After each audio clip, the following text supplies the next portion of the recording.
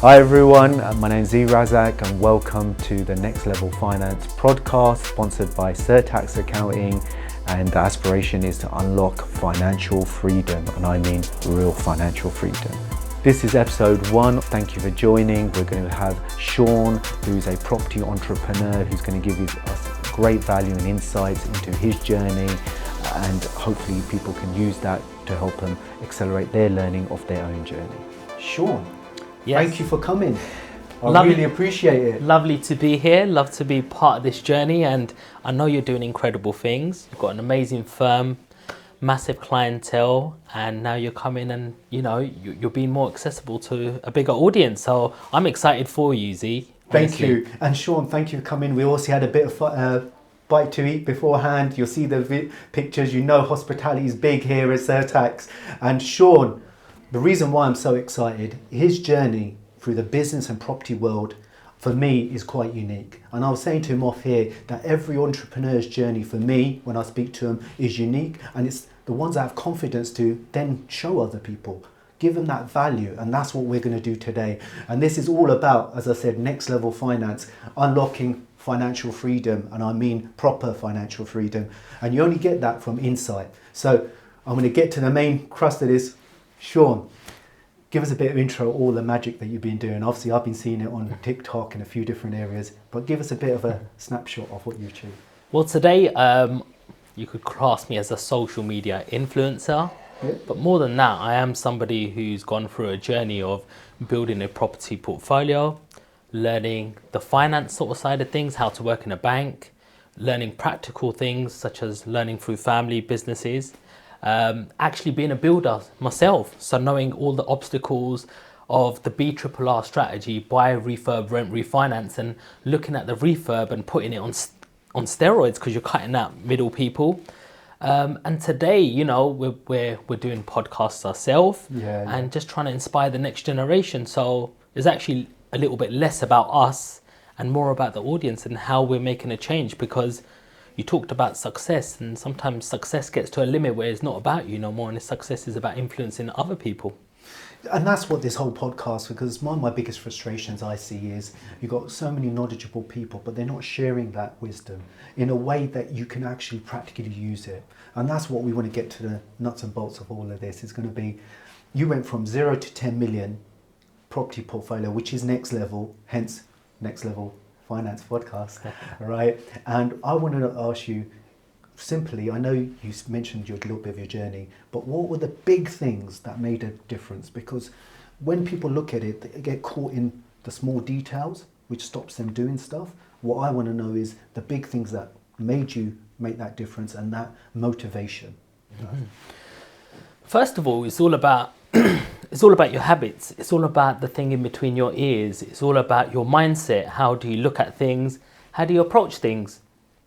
It's not just about, I've done this course, now it's going to happen for me. It's not about I'm around the right people and that's it, I'm part of this journey. No, it's about action. How are you going to do that yourself? And you've got to know your why. Why am I doing what I'm saying I'm going to do? What is at the end of it?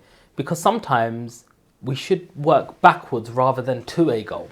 We're looking at, where do I want to be in 5 years' time, or where do I aspire to be in 10 years' time? And why do I want to be there? And because sometimes we set goals and we get to our goals and we're the most unhappiest people. So that's just as important as, just trying to get to some sort of goal. So you talked a little bit about confidence at the start. It's all about being confident. I wasn't confident. Let's be honest. Let's wear our heart on our sleeves. I wasn't confident. I was never this guy. I was actually, they say school is the best time of your life. So they say. Yeah. And for some of us, it's where we get bullied and we get pushed around the most. And I had that sort of journey. I got pushed around. I was actually fat boy. That's what they called me. Oh, he's fat. He's no good for nothing. Punch him, get him into a fight. And, I didn't accept that. I didn't accept that in my mind. No matter how much bullying or how much hierarchy there was there, I didn't accept that I was that person. And that actually, I used that to my motivation. A lot of people go to pain and run back and start crying from it. But when you go to pain and you run through pain, you come to the other side, and that pain is replaced by something so beautiful if you can push through them barriers, which is why I'm so heavily set on mindset.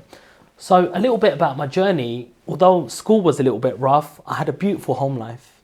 You know, I'm one of 5 siblings, and my father owned a corner shop with his brother. My granddad used to help out. And from the age of 8, you know, my dad had to go out and do his side hustle jobs. So we saw that working mentality. And me, myself, I'd stay next to my mum at the shop with her, because 1, we couldn't afford a babysitter, and 2, that's just what we had to do. So as soon as somebody wanted a Persil salt powder, or surf as they called it, I was the one running underneath the counter and going, I'll get that for you, here you go. And I was basically sort of the man look after in the shop with my mum, really. So I learned business at a very young age. By 10, my dad used to give me invoices where it used to be, you know, we used to look at the product bought from the cash and carry, how many units were in a box, divided by how many were in the box. For example, we got a plus the 20% VAT at the time, divided and plus our markup, which was 35%, I remember. Wow.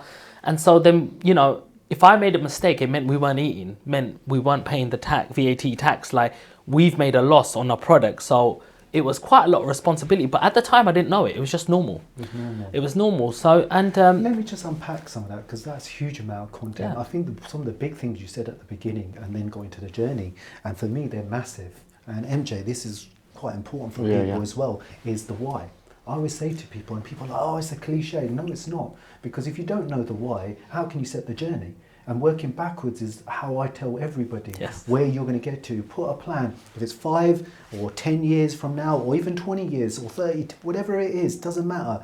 Put down what your ideal situation looks like, then work back and then set up the stepping stones to get there. And be hungry. Even if you have to be selfish in the sense, make sure you go out of your way to achieve it by getting in there with the right people, the right mindset. Sorry to interrupt that. I thought that was quite important. No, it is a very important point, and you've got to know who your competition is, and you've got to identify the competition is that person in the mirror. If you set a 5-year goal, it's a 5-year goal of who you want to be in 5 years, and all you want to do is meet that person. So you've just got to put steps and plans in place to say, how do I become that person? Because I want to meet me in 5 years being that person, that title, that amount of wealth. You shouldn't look about what your colleagues in the office are doing or your neighbours are doing, because this is where we get run into problems. I think you've hit a really big point, and then hopefully some of the key takeaways as we're going through this podcast. One of them, the challenge is within yourself. No need to bring other people in, and I think sometimes people get confused in their journey, and they start thinking about others, and therefore jealousy and all the other aspects that just holds you back. Right? If someone's been successful, learn from them. If you want that success, learn from them and then go and try doing it yourself.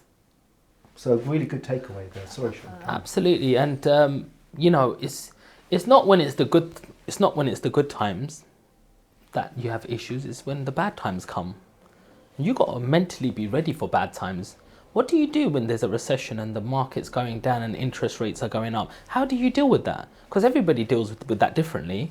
If you've educated yourself, if you've done it for the right reason and you've got a hedge in the background going, well, I've got another income here which will help me just in case this place is not rented or I don't have a backup, then you're preparing for that moment. But if you don't, when things go wrong, this is when you hear someone's gone bankrupt, and this is when things have gone bad, and this is when things have gone wrong.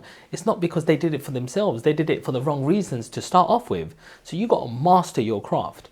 So at the shop, I learned, you know, one of the most important things I learned at the shop was communication skills. Wow. Yeah. I learned how to talk to people. I knew straight away if somebody was going to come and buy something, if they were going to come and steal something, if they were going to come and stop just a bit of chat because they were bored at home and pretending to buy a drink, but they want to stop a 50-minute chat, or if they just merely come in to window shop. And the most important thing in business is people, because without people, nothing runs. So people buy from people. I'm on this podcast today because of you, Zee.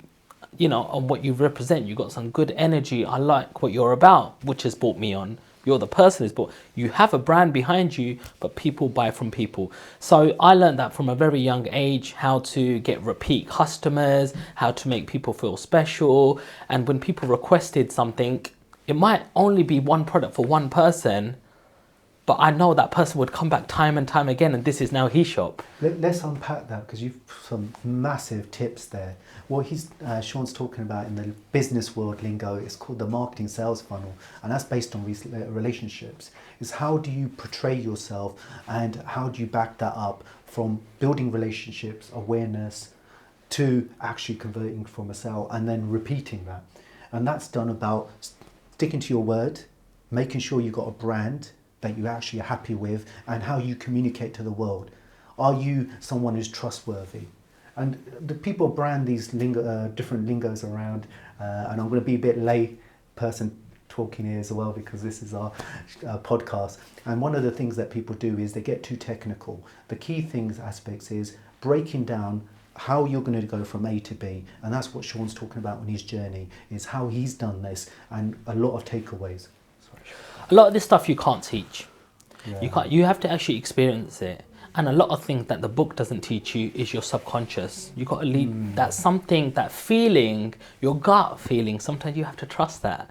When you're in a room, you think, am I going to do this or not? There's something telling you don't do that thing, but we still end up doing it because it looks too good to be true.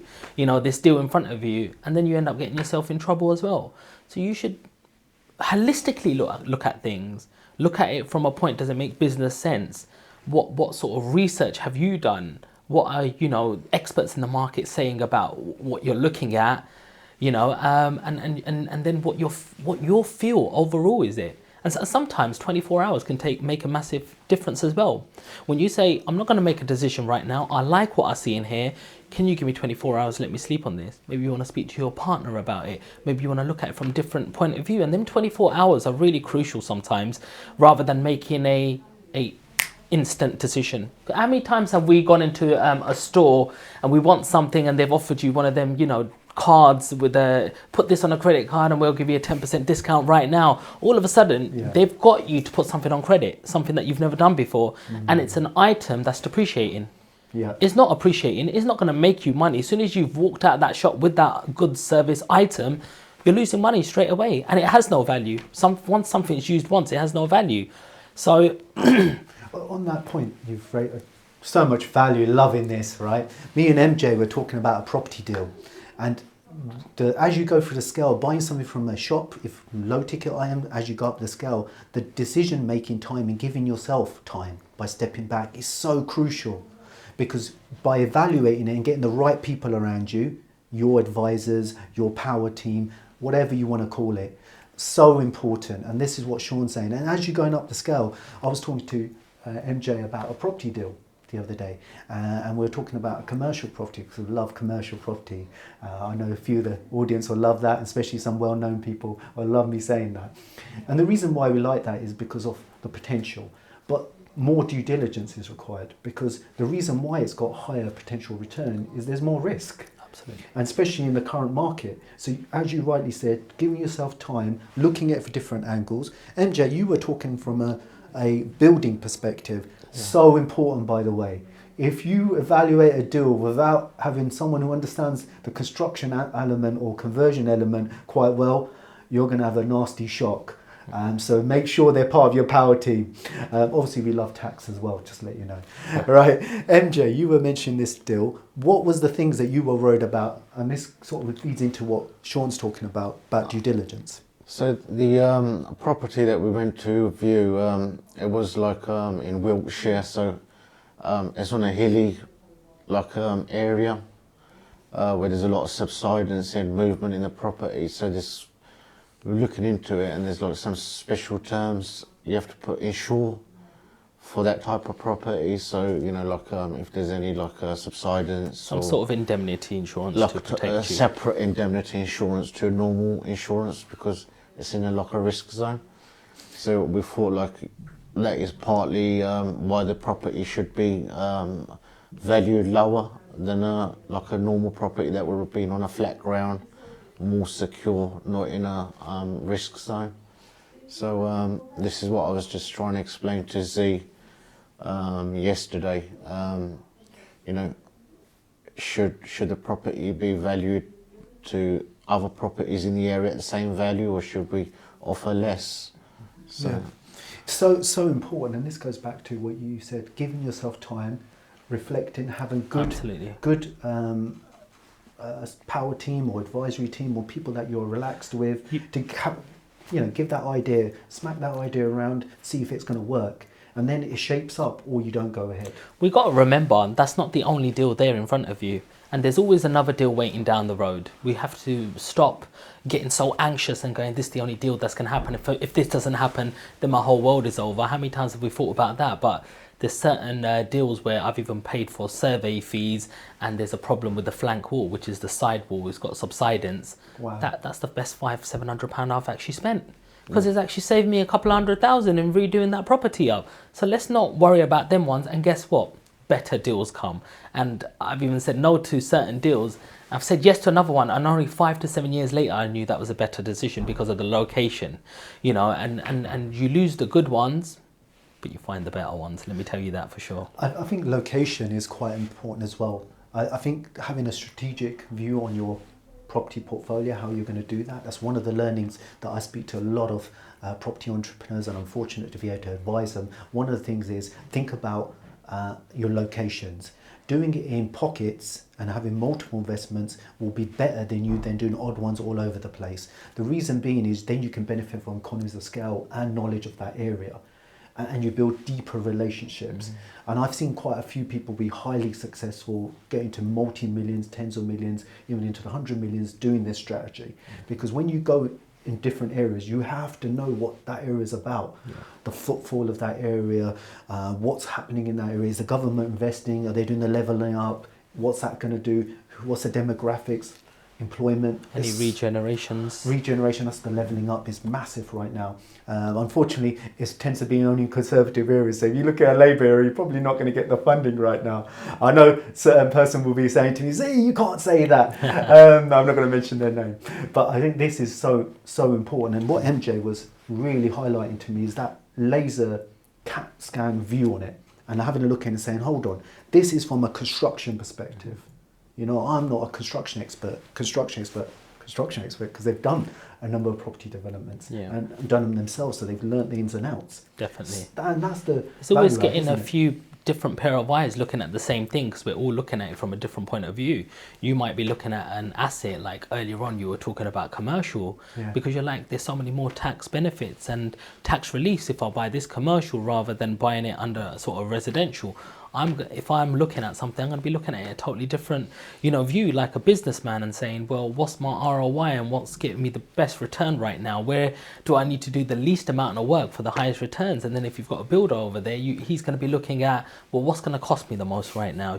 So it's good to expand your knowledge. And if you do have a power team, it's good to all go at the same time, because sometimes even going, can I come in 3 working days, 72 hours with my builder? The deal's gone sometimes if it's that good. So it's all about, it is about time.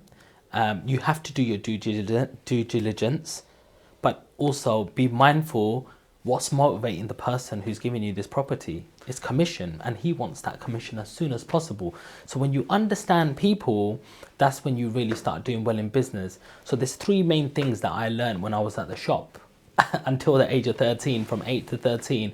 1, customer service and how to relate to people. 2, little bit of mechanics about business, about buying a product, what people want. There's a process in the middle where you got to package it nice for the customer, and so VAT and markups. And the 3rd thing that I learned actually was delayed gratification. I wasn't actually getting paid while I was at the shop, but guess what?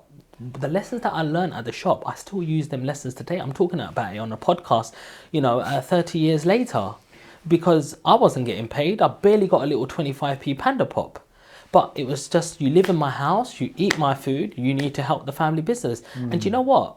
There was even a book I was reading about this father who had 3 girls, and he was a chess champion, and all of his daughters became chess champions.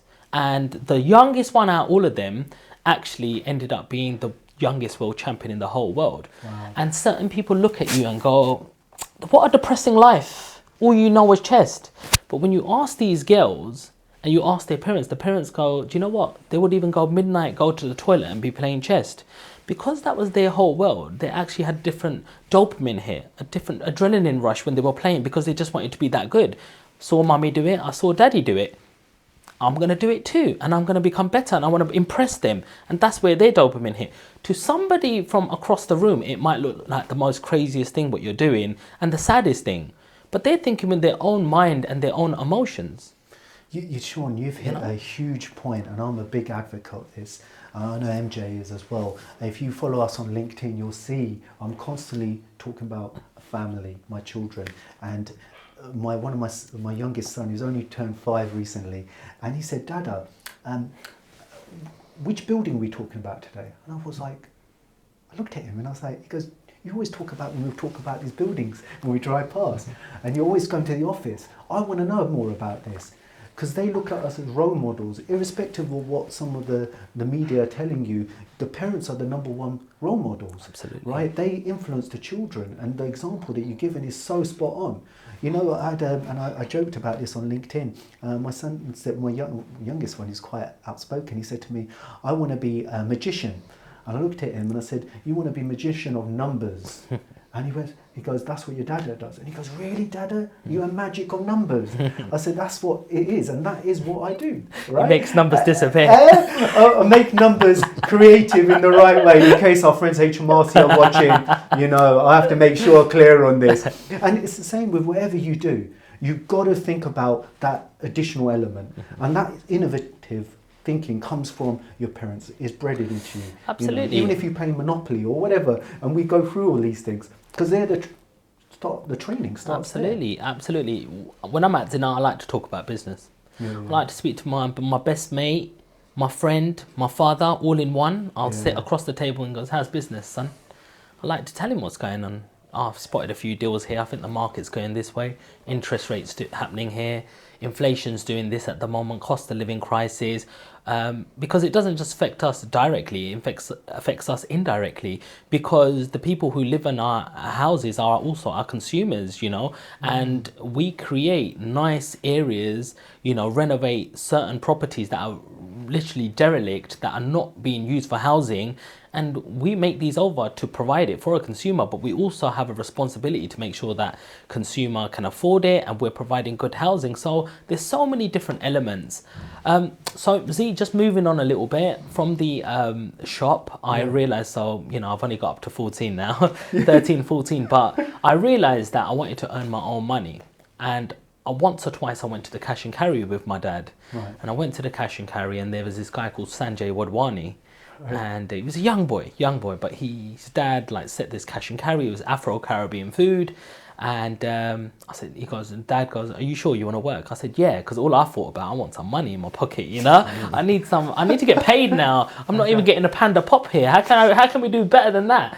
So I went to this cash and carry, and I ended up getting a job Saturday and half a day on Sunday it would be. And then during summer holidays, I'll be able to spend my 6 weeks there. And I was a normal cashier, and it was literally picking big stock up, scanning it and putting it on another trolley on the right, counting how many items, printing a bill out, and here you go.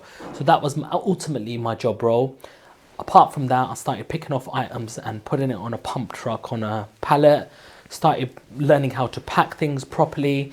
And at the same time, because I was really lazy, I was like, why am I going to pick up 20 kg rice? What's the code on that? I was an 8-digit number. So 1,856 is tilde basmati rice. Oh, the ox cubes is 5,051. Sorry, I have to jump in. Basmati rice, I love it. Do you know what I mean? And we just had a bit of rice earlier. I love that. Sorry.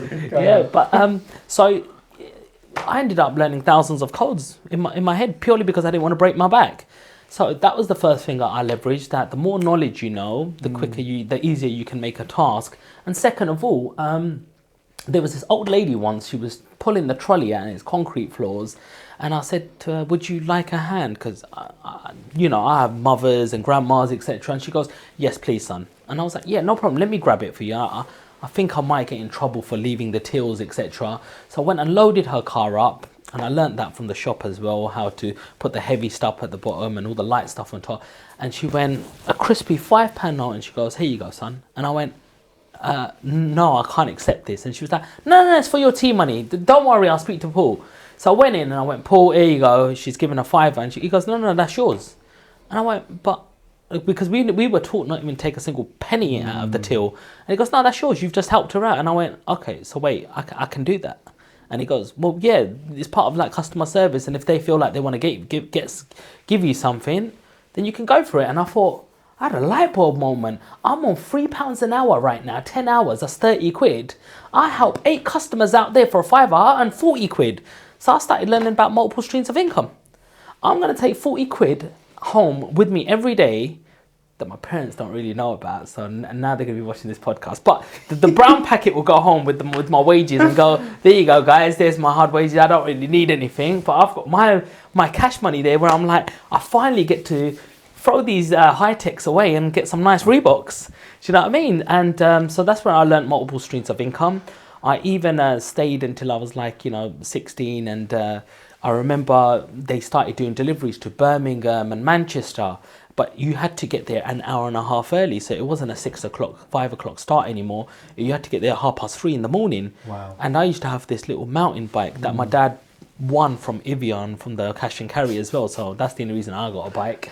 But I remember I used to going down Hackney, Marshes, where all Westfields is right now. But I remember this hill that was just the most horrible hill, especially 3:30 in the morning. You had to put it on the lowest gear to try ram yourself up it. But I used to get there, and again, me being lazy, I just thought that's an easy job. I just have to get myself out of bed an hour and a half early. But as soon as I get into the truck, where the driver was, above there was a bed, that little hump bit. So I'd get in there, I'm like, morning, cool, I'm going straight to bed. And I just used to go to bed.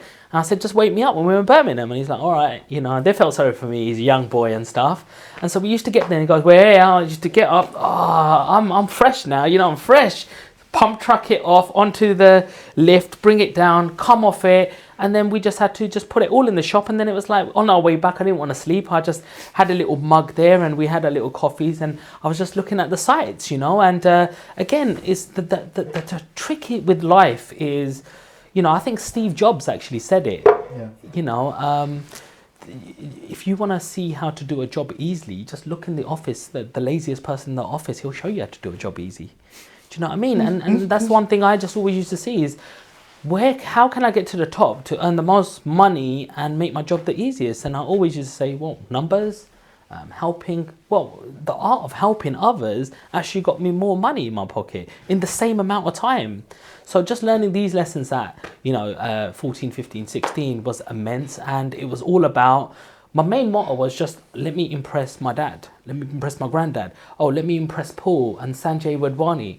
And out of just impressing them, it was just doing what they needed you to do. And the bypass and the byproduct of that was learning skills and earning money at the same time and leveraging all their knowledge and their experience. A lot of us want to be around our peers, other 15-year-olds, other 16-year-olds, kicking ball all day, walking down the roads and procrastinating, doing stuff that's not bringing us no value. But what about sitting with your elders sometimes and accumulating some of that knowledge and experience and tell me a story when this happened? Because why are you trying to replicate the wheel all over again? Somebody's already got a wheel, jump on theirs and leverage off their wheel and then keep leveraging off other people. This is why we have mentors out there.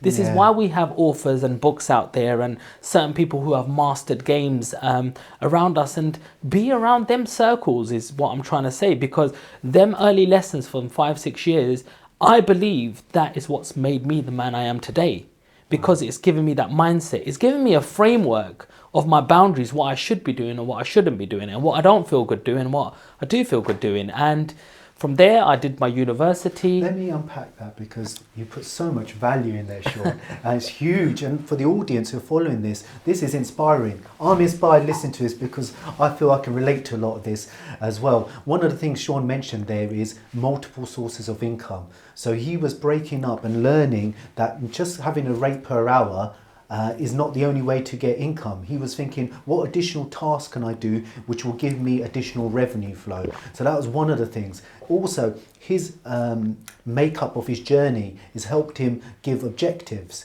It's helped him generate those objectives and have that drive.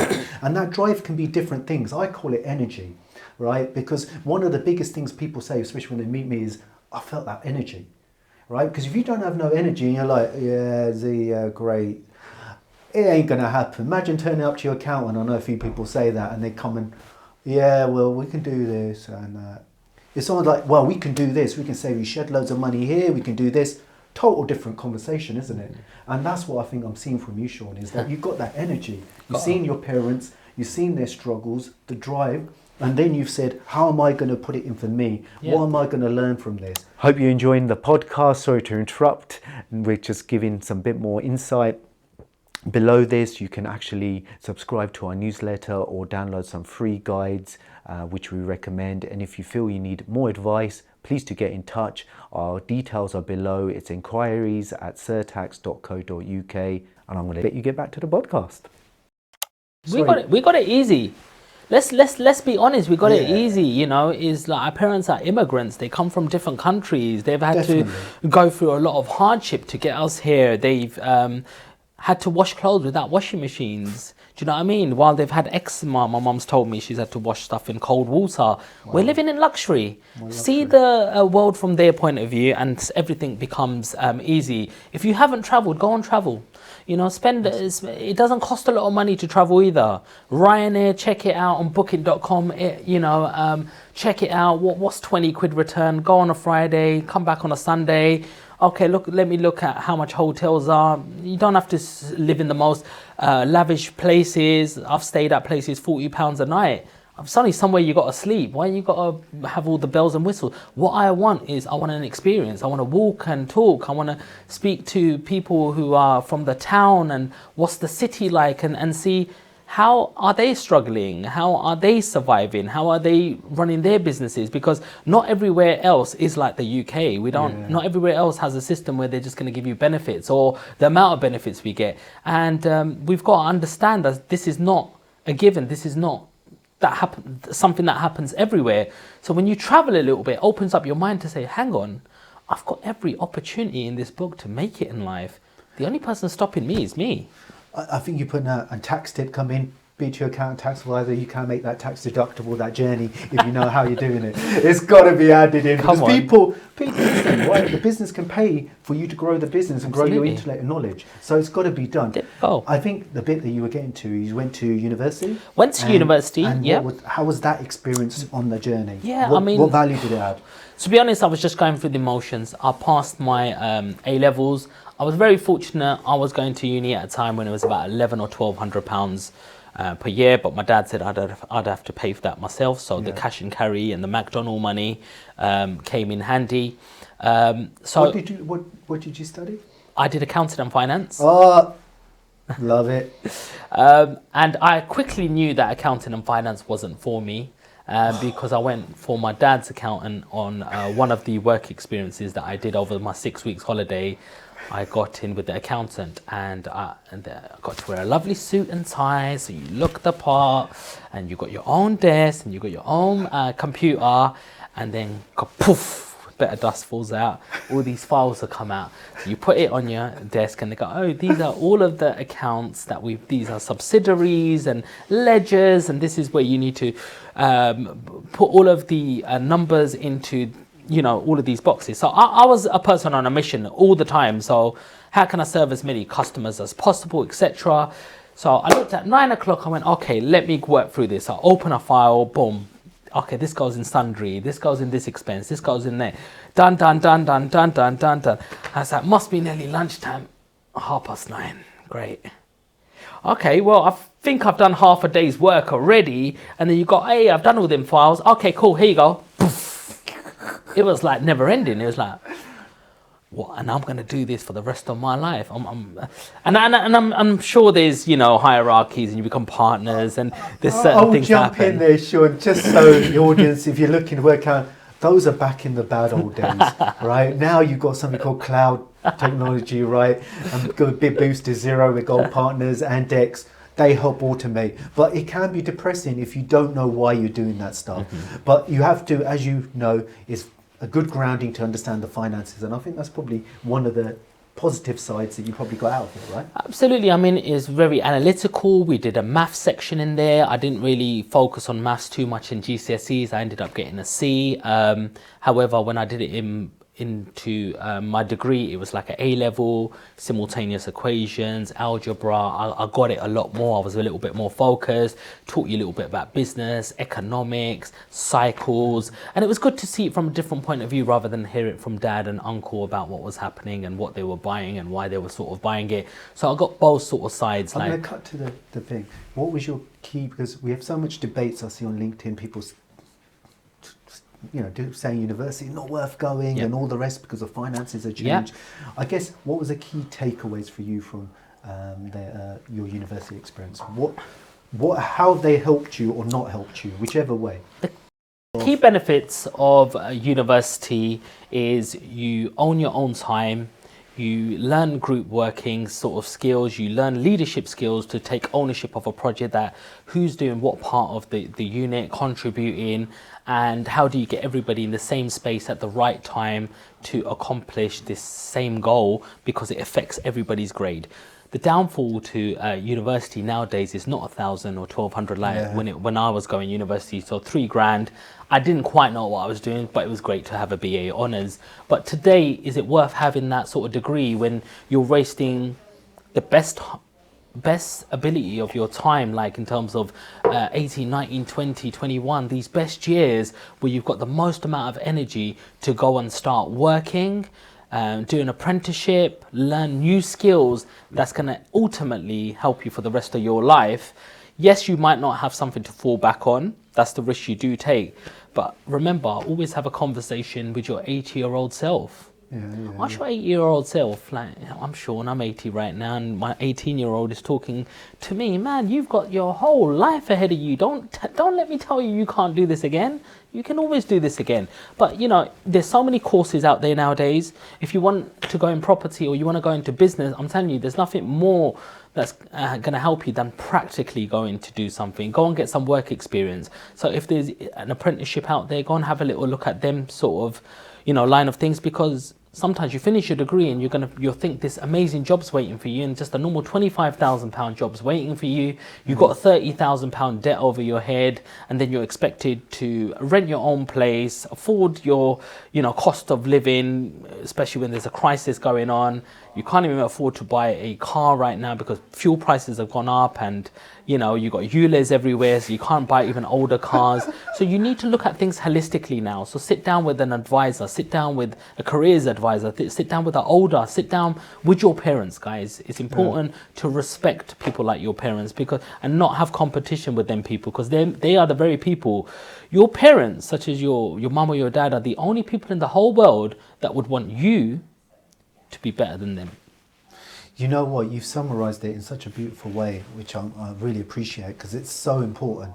And what you've done is you've summarised how someone should evaluate.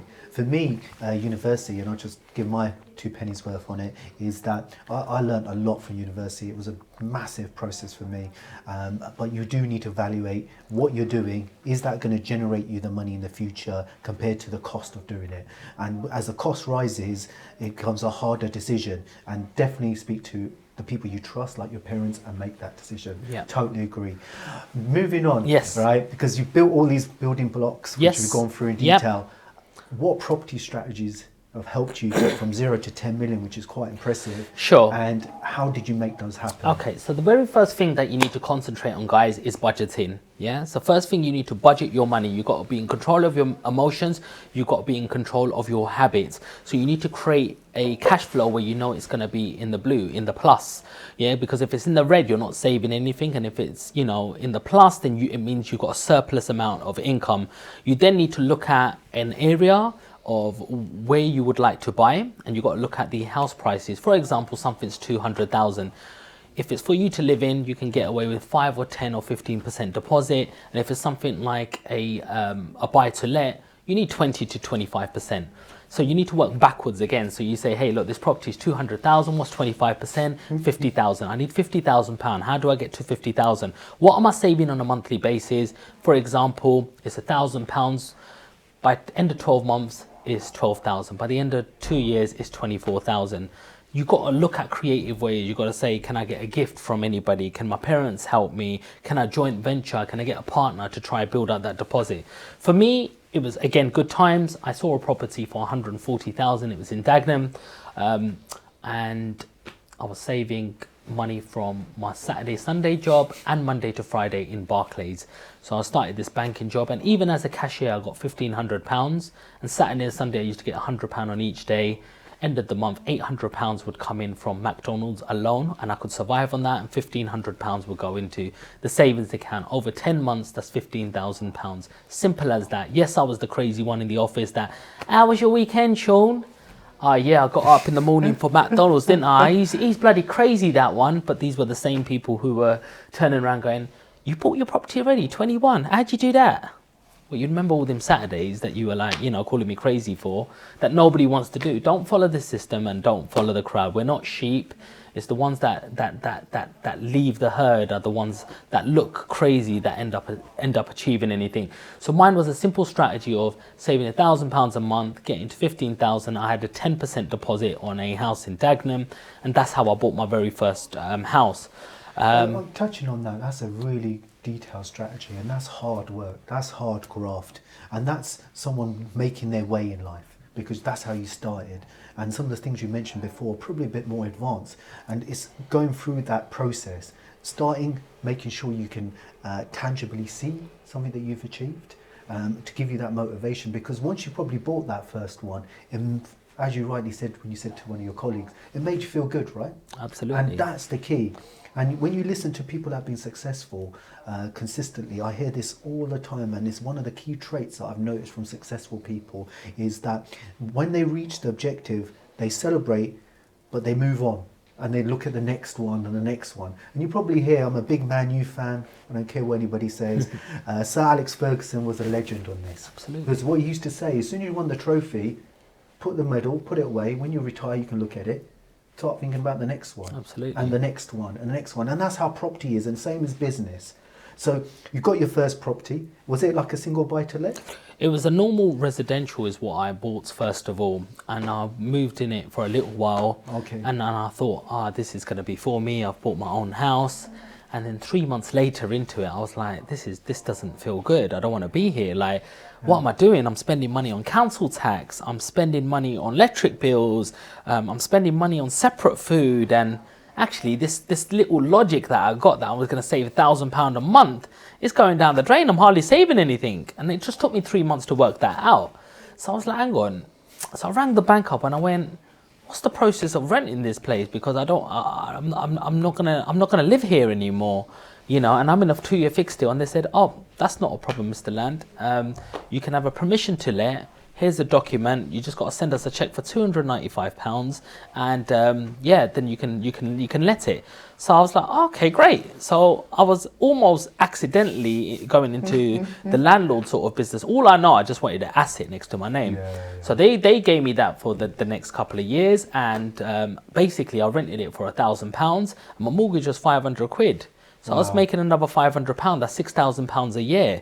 I got promoted in my job at the same time. So there's like a book called The Alchemist, and this guy who's on a journey goes and sees the wizard in the castle, and the wizard goes, well, can you put this oil on this teaspoon, walk around all of my castle, and then come back without dropping a single drop? And he goes, yeah, I can do that. So he goes and does this. 2 hours later, he comes back and he goes, look, I haven't dropped any. He goes, did you see my lovely paintings? And he goes, no. Did you see my garden that I've spent 15 years making? And he goes, I'll be back in a second. So he goes back and he goes around the whole castle, and he comes back and goes, your garden. He goes, where's the oil? Oh, must have dropped it. So the art of life is doing the task in hand while still be vigilant what's going on around me to say what's my next stop. Because if you're in McDonald's, you're making a burger. If you're going to sit there and just making a burger, then that's all you're going to see. If you're going to stand there making a burger and say, where does this burger go? My manager gets it, he puts it in a production bin, he calls out how much he wants burgers, Big Macs, on chicken side. He's running the whole floor. He's looking at his car park area. He's looking at drive-through times, how many cars are coming per second. You know, all of a sudden, I want to do his job. but I have to do my job to get there in the first place. I've got to do the task in hand while being vigilant, and that's how you even get from being somebody on one station in McDonald's to becoming the MD. A lot of people say you can't make it. Of course you can. Some of the best entrepreneurs have started from the bottom and learned processes, and the art is you got to keep moving. And that's exactly what I did in the bank. I started getting promoted. It took me 8 months from cashier to coordinator, personal banker, premier manager at the age of 23. Wow. I'm sitting with people in the boardroom, and by 23 I've also kept up with my savings plan, and I bought my second house, and they were just box standard vanilla buy-to-lets. You know, it's just a simple process of just having a tenant, simple tenant who's paying your mortgage and something left over. But the best thing I did is get my lottery ticket. I got my cash machine. I got my ATM there in place that's going to start churning me out money. And the strategy that nobody talks about out there is time in the market. Now that was 15 years ago, and some of these assets have gone from 180,000 to 700,000 to 800,000 now, just by doing nothing. Yeah, so stop procrastinating and going, why is it not happening? Why is it not working? It's just not your time yet. You've got to know the cycles, and capital appreciation is so good, and also hedges against inflation, which we're going to touch earlier. Absolutely. I think I'm going to get MJ in here, because one of the things I noticed that you did to add huge value and key part of this section is that you started getting into construction, right? Yep. MJ, you got some questions how some of the projects that Sean got involved in. Right, you said that you were involved in HMOs, right?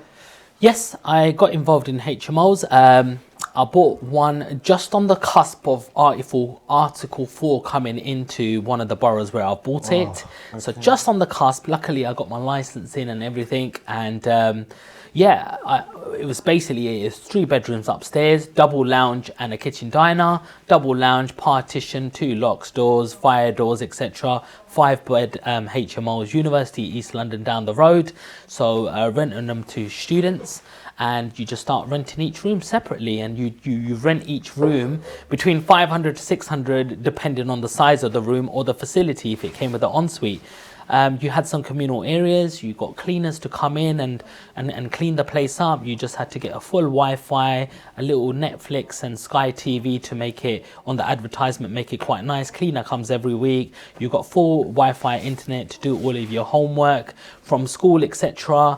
Just simple as that, basically. And like, since you bought these properties, and when the legislation was then, like the council's requirements and to present date, has a lot changed? Like not much has changed. If you're a good landlord, you'll do things how they should be done. If you're gonna do a job, do it bloody properly. Yeah, we're in control of people's lives. If you ain't got a bloody fire door 30-minute on that door, you're putting someone's life at risk. They're paying you money, they're paying your mortgage for you. So it is an initial start-up capital sort of investment. But also you get this back on when you're doing your accounts. Hey, I've had this spent. I spent all of this money putting fire alarms, fire doors in, fire closers, intermittent fire strips and stuff. And it's only a one-time investment at the start. And yes, you get a little bit of wear and tear, but you're getting paid. You're getting 5 rents coming in. I think looking at what MJ is saying, so there's some stuff that's good, like doing the fire safety and all these.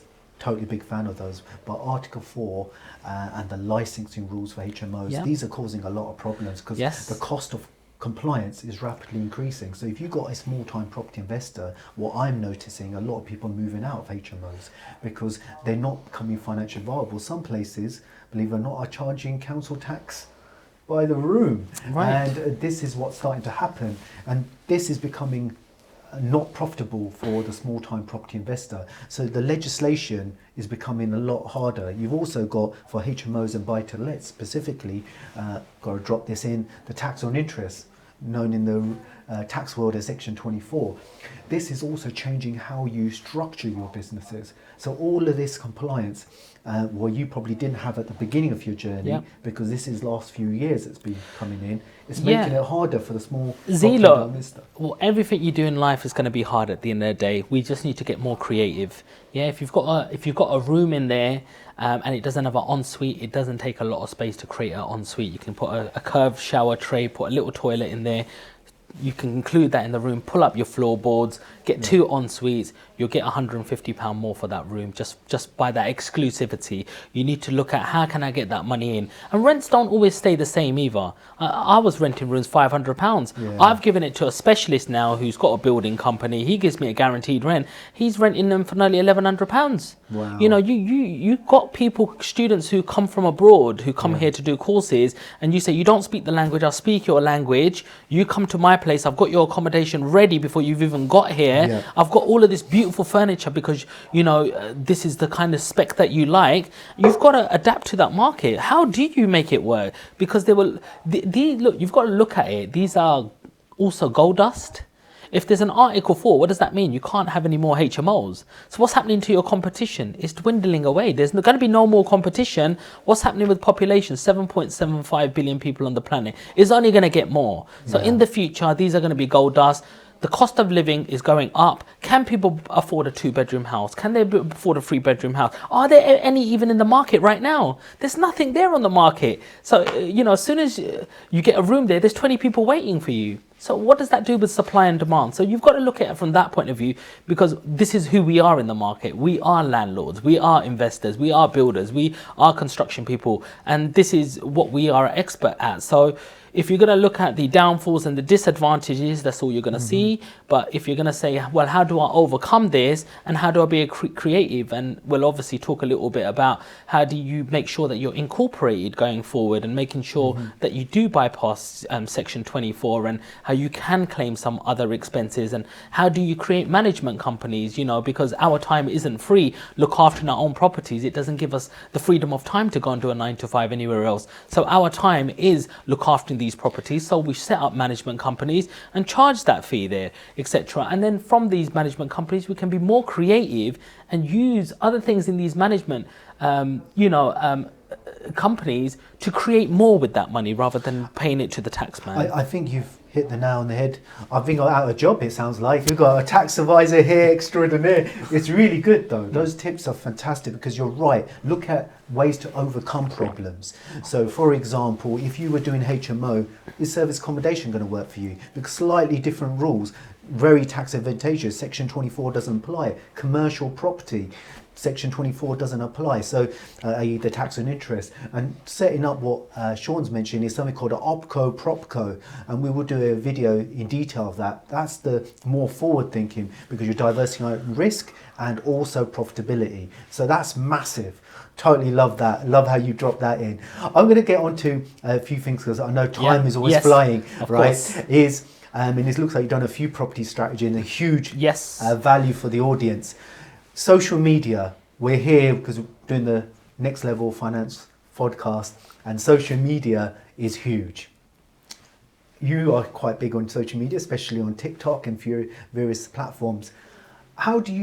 What's the biggest benefit you feel of building your personal brand, social media? Break that down for us. It all goes hand in hand with social media. How do you communicate with your consumer nowadays? Every time you look at somebody, you don't got to be a scientist. Every time you look at a youngster now, even young men, even myself, I'm guilty of it. And I know this because I'm guilty of it. Do you know what I mean? We're like this all the time. Sometimes even at the dinner table. So if that's how people are communicating, then how do you get in that screen? You've got to become a content creator. And how do you communicate with the next generation?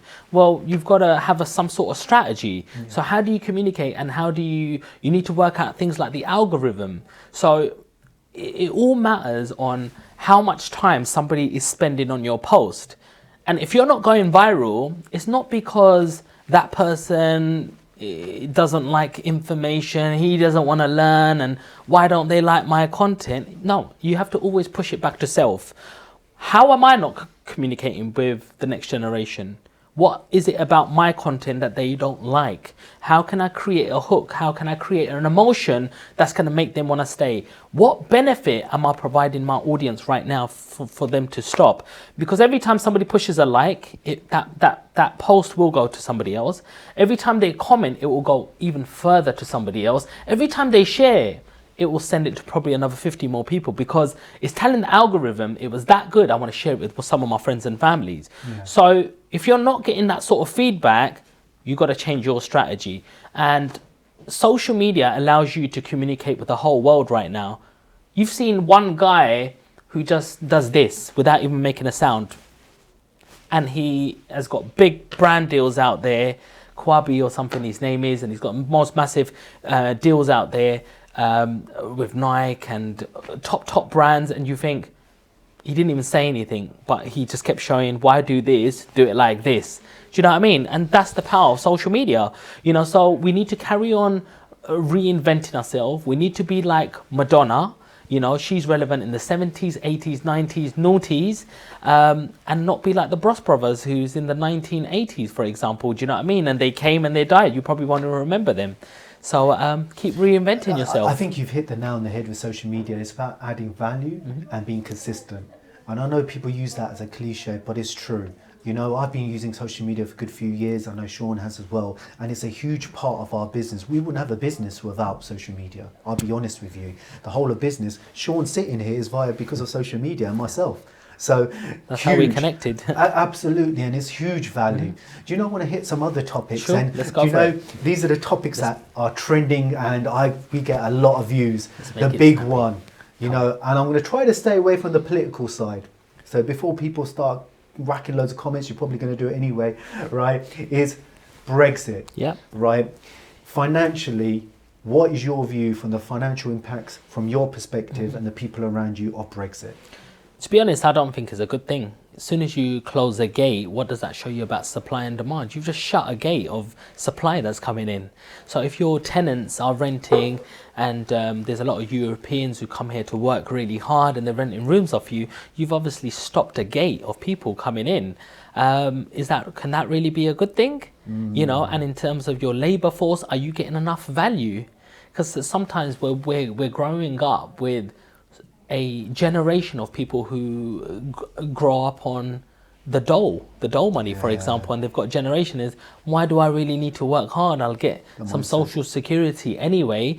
I'm sorry to say, like, you know, they're all from different ethnic backgrounds, but that they get into this sort of habit. And then the people who are coming here in this country to make something of themselves and work hard, they're not allowed to come in. So what happens to the productivity of business owners?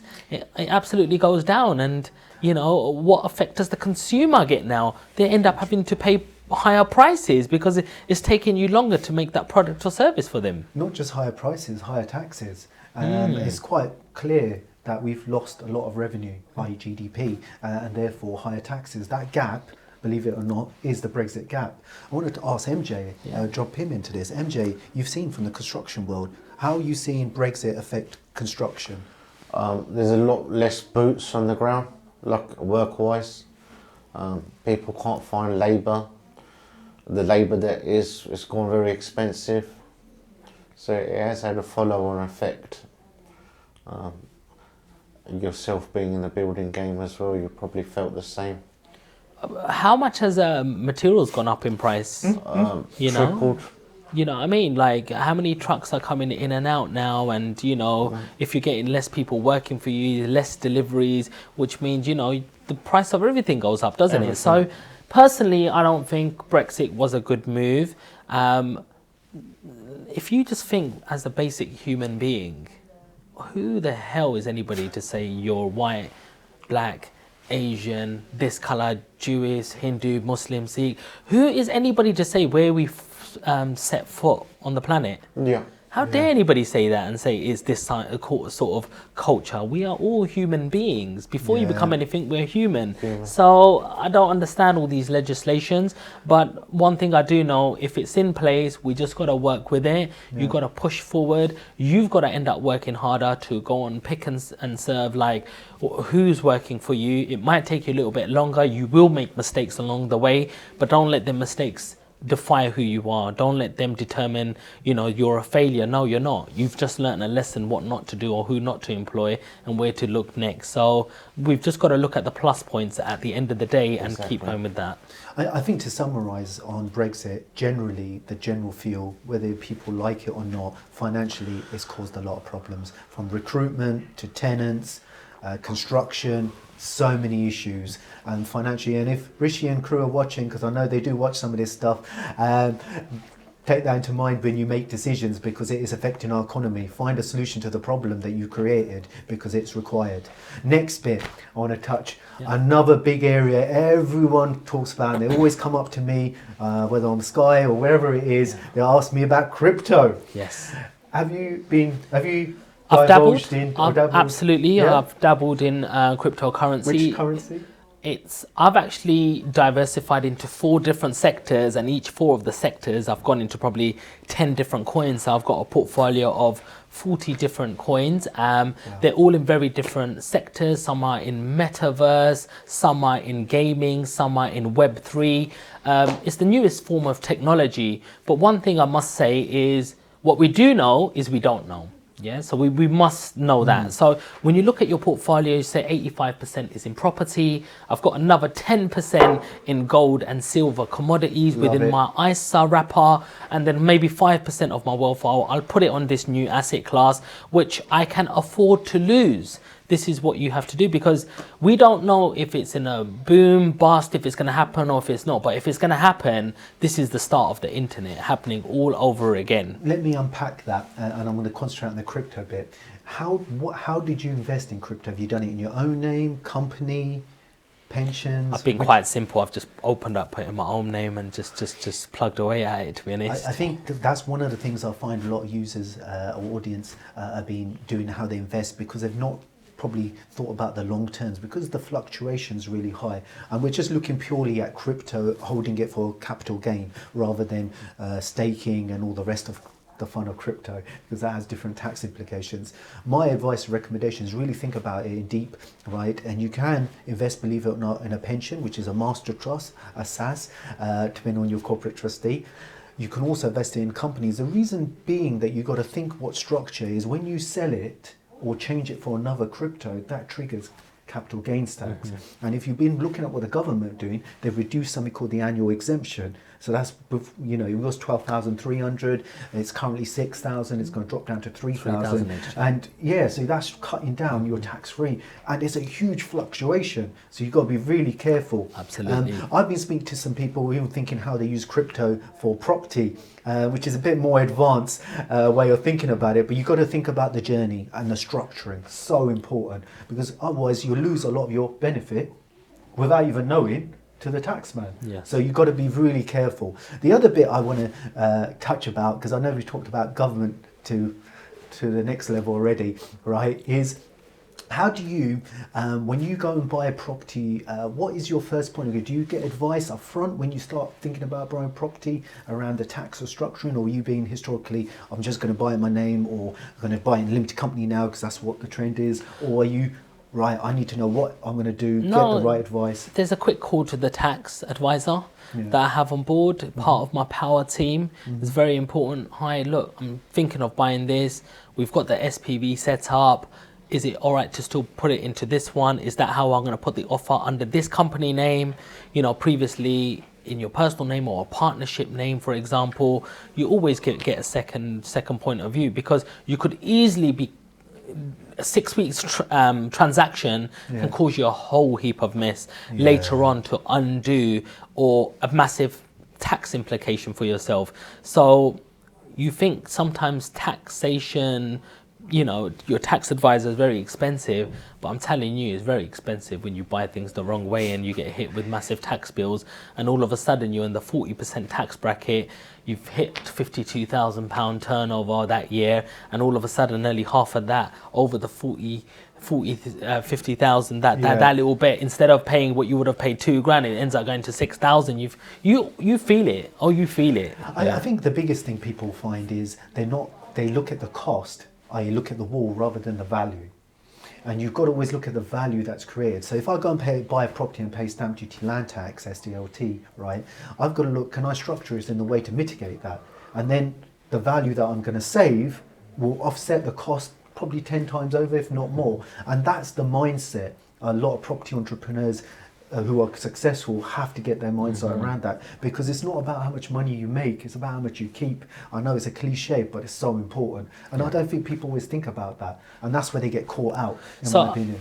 Are you picking up on the point in terms of if you're buying a property like a probate and it doesn't have a kitchen, and that mitigates the stamp duty on that so property, using for a example? probate as an example, love this guy, get a bit of value on it. Probate, it has special rules, right? Probate is whether you're buying it as a trading business, right? So watch some of the videos when I talk about trading businesses. Trading businesses are developers. They buy it, they add value to it, and then sell it.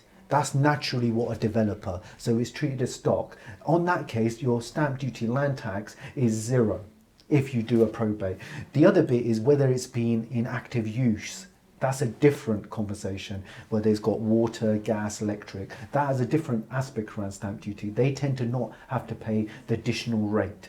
The other aspects are if you're buying multiple units, you can claim MDR. You've got an annex in the back. There's a host of things, and stamp duty land tax is one of your biggest costs these days. Absolutely. So really, really important to get the advice. Stamp duty, land tax, VAT, capital allowances. If you're buying commercial or service accommodation or furnished holiday lets, you can add huge value, and this is how you can earn serious amounts and compound your growth. I know I'm summarising because there's so much. The other bit I want to touch on is, and this has been affecting everyone, is money printing.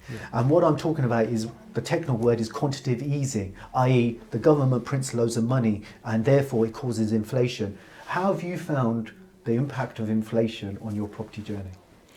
Well, it's something that, again, we can't control. We do know there's plenty of money that's being printed. People had checks while sitting at home. You know what I mean? There's stimulus checks that are going out, and as soon as they got them, people were ploughing it into the stock markets, and stock markets was really volatile going up. People were FOMOing into crypto and not even understanding the halvening process and what that means, and supply and demand, etc. So inflation obviously is massive, because when you do print money, you know, there's so much money, and you're actually watering down that currency and what you can buy. And the thing is, wages are not keeping up, you know, and if wages are not keeping up, then the price of goods and services are going up, and it's getting tighter and tighter, and all of a sudden you can't afford simple basic things like the same amount of food shopping. Your rent's getting harder. Fortunately, I do my credit referencing checks. I look at professionals.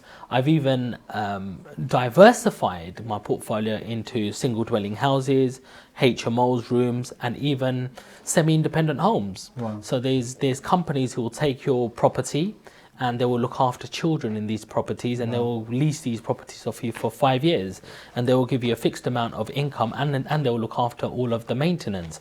And since COVID, these... Is that like an FRO lease, full repairs insurance lease that you're talking about? Yes. So that is when the risk is no longer with the landlord, it's with the person who's tenanting it. They are responsible for all the stuff. Normally in commercial properties, this is how it's done. But now in the residential sector, just for the audience insight, it's happening quite a lot now as well. And especially where people are doing leases with charities, the government sector, and certain other organisations. They get the property 5 years and then they put it back in the same position as you had it before, which is huge because it cuts out all your risks, right? And cuts out your exactly costs. And it actually because you give it in such a great condition to them and do a couple of other HMO bits and bobs that they require, they actually appreciate you letting them use the property for a certain amount of time. They get the council and government contracts, and they end up, you know, it's not coming out of their pocket for doing the service that they are, hence they can surplus us lot. So as a businessman, you've got to realign your portfolio and saying, I'm in the housing sector,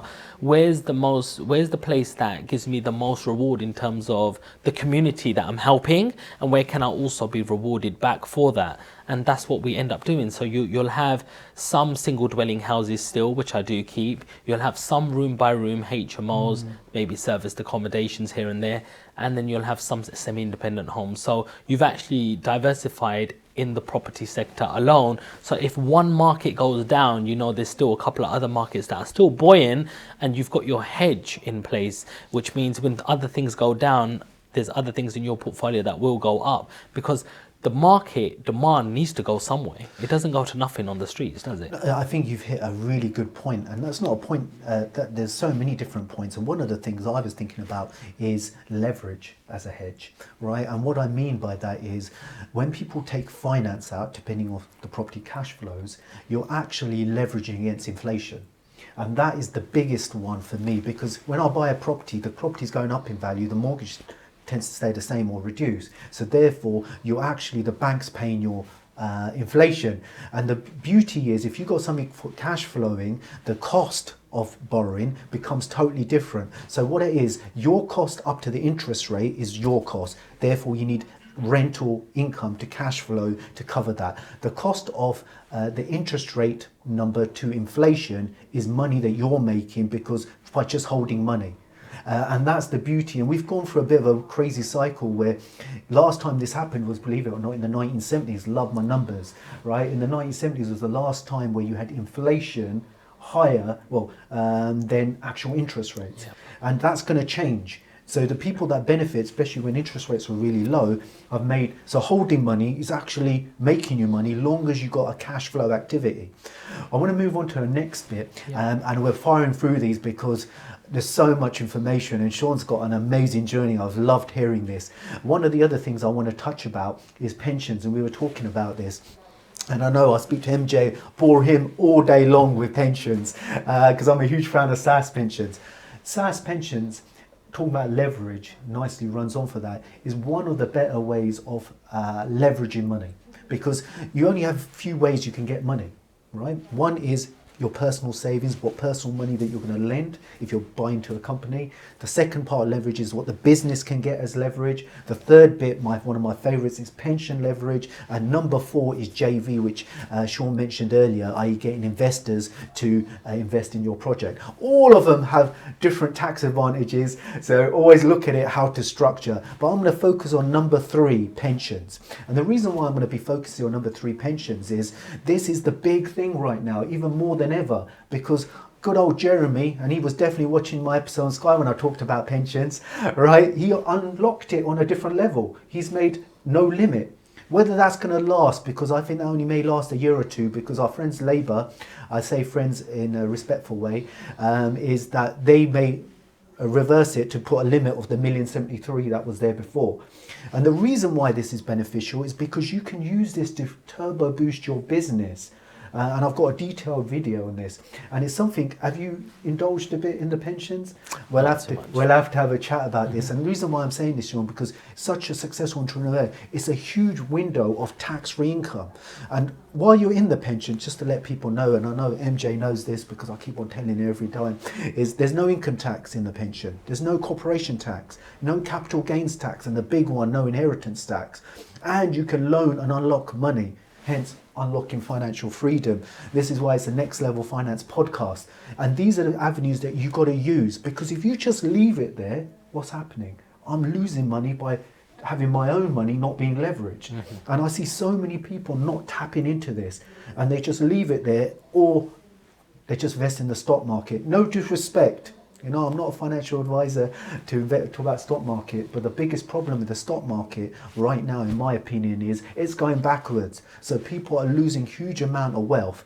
And this goes back to unlocking financial freedom. If you don't understand why that's happening, you're going to not understand business. And why that's happened is, if I print loads of money, that money's gone somewhere.